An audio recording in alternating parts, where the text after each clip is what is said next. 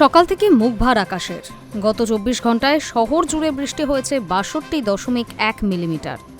বিহার থেকে বাংলা উপকূল পর্যন্ত সক্রিয় নিম্নচাপ অক্ষরেখা, আর তার জেরেই বৃষ্টির দাপট, দাবি আবহাওয়াবিদদের। এদিকে সোমবার দক্ষিণবঙ্গের কয়েকটি জেলায় হলুদ সতর্কতা জারি করেছে আলিপুর আবহাওয়া দপ্তর। বৃষ্টির সঙ্গে রয়েছে বজ্রপাতের আশঙ্কাও।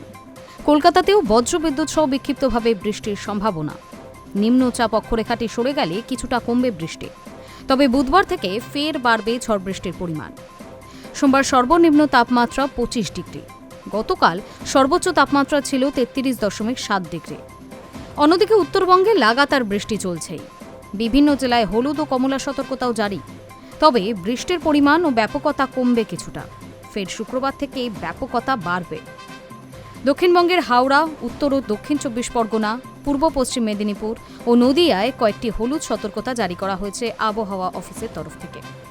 পরবর্তী কয়েকদিনেও বিক্ষিপ্তভাবেই দক্ষিণবঙ্গে বজ্রবিদ্যুৎ সহ বৃষ্টির হলুদ সতর্কতা জারি থাকবে। বৃষ্টির সঙ্গে বজ্রপাতের আশঙ্কা বেশি থাকবে পূর্ব পশ্চিম বর্ধমান, বীরভূম, মুর্শিদাবাদ, নদিয়ায়। বাকি জেলাগুলিতে বিক্ষিপ্তভাবে বজ্রপাতের আশঙ্কা রয়েছে। আপাতত বৃষ্টির পরিমাণ কিছুটা কমলেও বুধবার থেকে ফের বাড়বে বৃষ্টির পরিমাণ। অন্যদিকে এদিন জলপাইগুড়ি ও আলিপুরদুয়ারে অতি ভারী বৃষ্টির পূর্বাভাস রয়েছে। এই দুই জেলায় জারি কমলা সতর্কতা।